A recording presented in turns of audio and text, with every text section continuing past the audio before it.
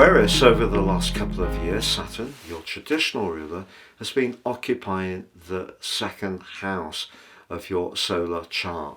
Saturn here asks us to economize, be thrifty, squeeze more out of our existing resources, be much more cautious about extravagance, maybe cut back a little bit.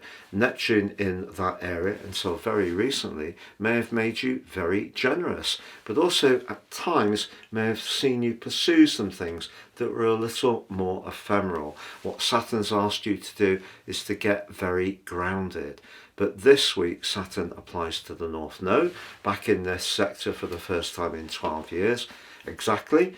But also on Wednesday comes back into a final conjunction with Venus.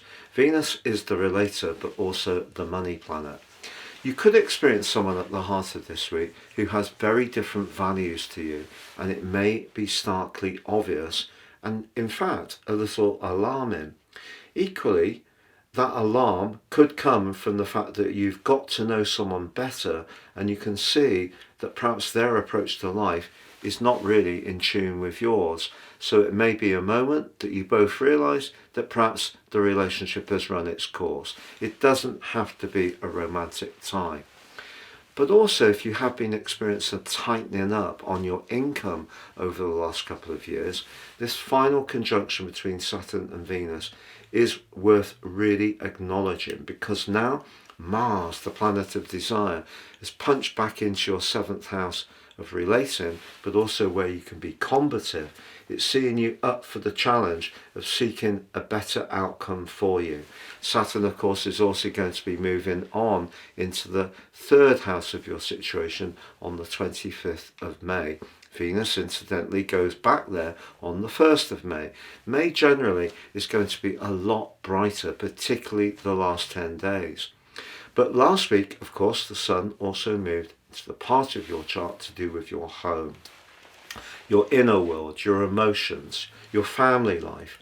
And ironically, the Sun joins up with Uranus, your modern ruler, which links back to Saturn and Venus in a very constructive way. So your two co-rulers are actually on good terms this week, as long as you apply it to your home. So if you're wanting to make some repairs, perhaps start a home-based business, maybe enjoy some crafting or a hobby, and you can use resources you have in a productive way, that can be a great way to make the most of those energies.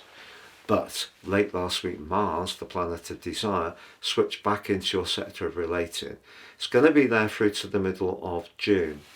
And it's going to up your desire to get what you need. Now, because the seventh house for Mars can be combative, could give you that much more confidence about setting your boundaries. It's just that it's directly in an opposition with the Moon and Pluto right at the start of the week in your sign. So whatever you feel that you want as an individual, just be mindful of where the security lies in your situation. Mars in the seventh house can be very progressive, but it can also be very impatient. You may find yourself being perhaps a little bit edgy with people close to you this week, especially if there are some challenges that you're dealing with.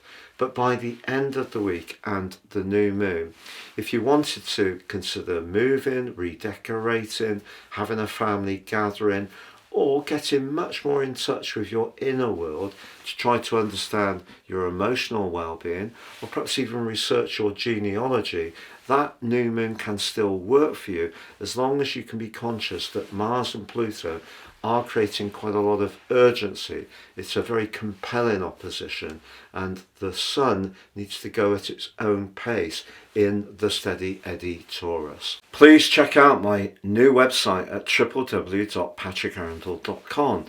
I now have daily, weekly and monthly love horoscopes back on the site. I'm sure you'll enjoy those, as well as all the other goodies. You can also sign up for your free daily written horoscope fired to your device each morning. Please see the link below for more.